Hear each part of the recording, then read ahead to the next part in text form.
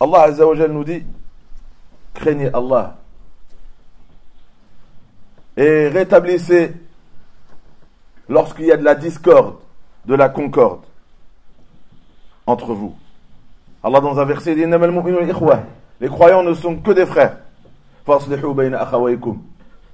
Réconciliez vos frères. Rétablissez l'entente et la concorde entre vos frères. Allah dit même s'ils s'entretuent, deux parties s'entretuent, là ils sont en train de s'entretuer. Ne laissez pas faire, intervenez et rétablissez l'entente et la concorde entre eux, éteignez cette discorde. Ce qu'il faut rappeler, c'est que la discorde, les malentendus qui arrivent entre les gens, c'est quelque chose de naturel. Allah il nous a créés comme ça. On a été créés avec cette vulnérabilité et cette faiblesse de faire des erreurs, de dire des choses qu'il ne faut pas dire, de faire des choses qu'il ne faut pas faire. Ce qui crée des disputes, ce qui crée de la discorde. Et ça, c'est quelque chose de naturel. Quelqu'un qui fait une erreur, il n'a pas fait quelque chose d'immonde. L'erreur, le prophète sallam dit, Kullu ibni Adam khata. Tous les fils d'Adam font constamment des fautes. Et Allah Azza wa Jalla nous a donné quoi? Il nous a donné le repentir et le pardon pour les fautes qu'il y a entre nous et lui, et les fautes qu'il y a entre nous et les gens, en demandant aussi, en recherchant aussi la réconciliation. Donc, il peut y avoir de la discorde dans les foyers, avec les parents, entre les époux et les épouses, entre les membres d'une famille. Mais Allah Azza wa Jalla n'a pas autorisé que ces disputes, que ces malentendus, que cette discorde cause une rupture définitive. Allah Azza wa Jalla dit il se peut que si vous tournez le dos aux ordres d'Allah et du message, que vous allez semer le désordre sur terre et rompre les liens de parenté. Et si cela se produit, la miséricorde d'Allah ne descend plus sur vous, c'est la malédiction qui descend sur vous. Donc Allah Azza wa Jal, d'un côté il nous dit que c'est naturel de faire des erreurs, qu'il y ait des malentendus, mais on ne doit pas laisser cela causer une rupture définitive. Et donc voilà pourquoi l'islam a incité à ce que le Coran a appelé wa aslihu dhata baynikum. Donc quand on voit deux personnes dans la discorde, on doit rétablir immédiatement, rapidement l'entente entre eux. L'islah, c'est venir réconcilier. S'il y a un malentendu, d'intervenir, d'essayer de mettre de la lumière sur ce malentendu et le faire rapidement. Si on le laisse, ça peut détruire des maisons. Si on le laisse, ça peut créer des divorces. Si on le laisse, ça peut rompre des familles. Des enfants peuvent ne plus voir leurs parents pour des années. Et voilà pourquoi Allah il ne veut pas que les foyers et que des amis, que l'amitié et que la fraternité disparaissent. Allah il demande donc, quand il y a entre deux individus de la discorde, d'intervenir.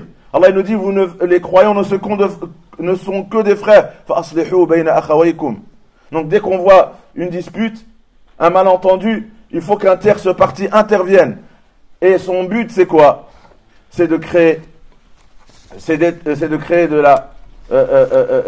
la médiation, c'est de les réconcilier en rétablissant de l'entente entre eux, de trouver le point qui va les réconcilier et de rétablir après la discorde, la concorde. L'islam a tellement insisté sur ce devoir que le prophète sallallahu alayhi wa sallam, dans un hadith rapporté par le Bukhari et Muslim, a dit: celui qui réconcilie les gens et qui rétablit la concorde par le mensonge n'est pas un menteur. Par le mensonge n'est pas un menteur. Parce qu'il ne doit... comprenez, il va dire du bien et il va montrer du bien. Ça veut dire que si je vois que deux personnes se sont disputés. Et je vais chez l'un, je vais chez lui, dans le but de les réconcilier. Et il me dit sur l'autre des monstruosités. En allant chez le deuxième, si je dis la vérité, si je dis absolument tout ce que l'autre m'a dit, est-ce que cette vérité, elle va rajouter au problème? Ma mission, c'est de réconcilier.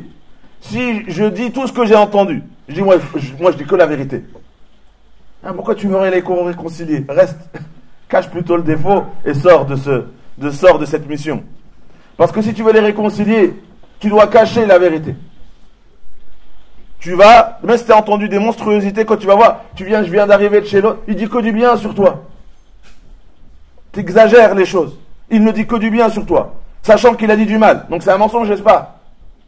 Mais si c'est le seul outil, le seul moyen pour les réconcilier, le prophète sallallahu alayhi wa sallam, il dit ce n'est pas un mensonge. Pour réconcilier, ce n'est pas un mensonge. Si la vérité va créer de la discorde, ce mensonge n'est pas un mensonge. Parce que le mensonge haram, c'est quoi? C'est le mensonge qui crée le désordre. C'est le mensonge qui prive des droits. Les faux témoins, le mensonge, il est interdit parce qu'il crée du mal. Mais ce mensonge, il est en train de éteindre un mal et consolider un bien. Donc ce n'est pas le mensonge dont il s'agit. Allah Azza wa Jalla dit la khayra fi kathiri min najwahum. Il n'y a pas de bien dans la plupart des discussions qu'il y a entre nous, sauf cette bouche qui appelle à l'aumône, cette bouche qui appelle au bien. Le bien, c'est tout ce qu'Allah nous appelle à faire. Le bien, c'est tout ce que le prophète sallallahu alayhi wa sallam nous appelle à faire. Ou islahim bayna an-nas, ou la bouche de celui qui vient réconcilier entre deux personnes. C'est qu'Allah, il a valorisé cette action qui est de réconcilier entre les gens. Cette adoration qui est de réconcilier entre les gens qui sont dans la discorde. Le plus grand médiateur, réconciliateur, qui a établi la concordance entre les gens dans l'histoire de l'humanité, c'est Muhammad sallallahu alayhi wa sallam. C'est notre prophète et nos messagers Muhammad sallallahu alayhi wa sallam. Avant sa venue, Al-Aws et Al-Khazraj, deux grandes tribus, des décennies de guerre. Les tribus, c'était comme l'équivalent de pays aujourd'hui. Une tribu, elle était souveraine dans son territoire, comme aujourd'hui un petit pays. Et chaque tribu était un pays, et c'était que la guerre entre eux. Et le prophète sallallahu alayhi wa sallam, il est venu et il a éteint la guerre. Il a créé la paix. Toute la péninsule et au-delà, c'était que de la guerre. Et le prophète sallallahu alayhi wa sallam, il est venu et il a rétabli la paix. Il a rétabli la concorde. Il n'y avait plus de discorde entre eux. Et Allah Azza wa Jal a révélé cela dans le Coran, disant: craignez Allah comme il se doit et ne mourrez que complètement soumis à lui. Et rappelez-vous le bienfait d'Allah sur vous. Lorsque, auparavant, vous étiez ennemis, et Allah, il a rétabli la concorde, il a relié vos cœurs, et par le bienfait d'Allah, vous êtes devenus des frères. Et c'est quoi ce bienfait? C'est le prophète, sallallahu alayhi wa sallam. Par le biais de ce bienfait, par ce messager, vous êtes redevenus des frères. Alors que vous étiez des ennemis avant sa venue, il a fait de vous des frères. وَكُنْتُمْ عَلَى شَفَا حُفْرَةٍ مِنَ النَّارِ. Et ça veut dire la discorde. Elle nous dirige vers quoi? Vers l'enfer. Et vous étiez ala shafa hufratin min an-nar. Vous étiez au bord du précipice de tomber en enfer. Fa anqadhakum minha. Et Allah, par le biais de Muhammad sallallahu alayhi wa sallam, il vous a sauvé de là. Il vous a sauvé de tomber en enfer. Le prophète sallallahu alayhi wa sallam a donc pratiqué cela avec ses mots, avec ses actes. Il a appelé sa communauté à le faire. Et il a dit, dans un hadith rapporté par Tirmidhi, hadith authentique, le messager sallallahu alayhi wa sallam un jour a dit: voulez-vous que je vous informe d'une adoration? Voulez-vous que je vous informe d'une adoration qui a plus de valeur que la prière, que le jeûne surrogatoire, que la prière surrogatoire, que l'aumône surrogatoire? Là, on ne parle pas du ramadan, on ne parle pas des prières obligatoires, on ne parle pas de la zakat annuelle. Là, il parle des actions surrogatoires. Ils lui ont dit bien sûr que oui, au messager d'Allah. Il a dit: al-islah dat al-bayn, de réconcilier, de rétablir l'entente entre les gens. Quand il y a des malentendus, de rétablir l'entente. Quand il y a de la discorde, de rétablir la concorde. quand il y a de la dispute, de les réconcilier. Akhraj al-Bazar, Bazar rapporte que le prophète sallallahu alayhi wa sallam a dit à Abu Ayyub al-Ansari, radiyallahu anhu, veux-tu que je te montre un bon commerce, une bonne affaire? Tijara nafi'a, yani une affaire où si tu t'engages dans cette affaire, tu vas gagner, tu vas devenir riche. Il lui a dit de réconcilier les gens lorsqu'ils sont en rupture. Quand tu vois deux personnes en rupture, viens, va les réconcilier. Ça, c'est un bel investissement. C'est un bel investissement. Et quand ils s'éloignent, trouve des moyens pour les rapprocher. Quand les gens s'éloignent, trouve un moyen pour les rapprocher. Et quand ils sont en rupture, trouve un moyen pour les réconcilier. Dans un autre hadith, le prophète sallallahu alayhi wa sallam dit « Craignez Allah ». Ça a un rapport avec la crainte d'Allah. C'est-à-dire, quelqu'un qui voit des gens dans la rupture et il est indifférent ou ça l'enchante, il commet un péché. Il dit donc craignez Allah en rétablissant la concorde entre vous. Donc c'est une adoration d'une grande importance qui a un rapport avec la piété.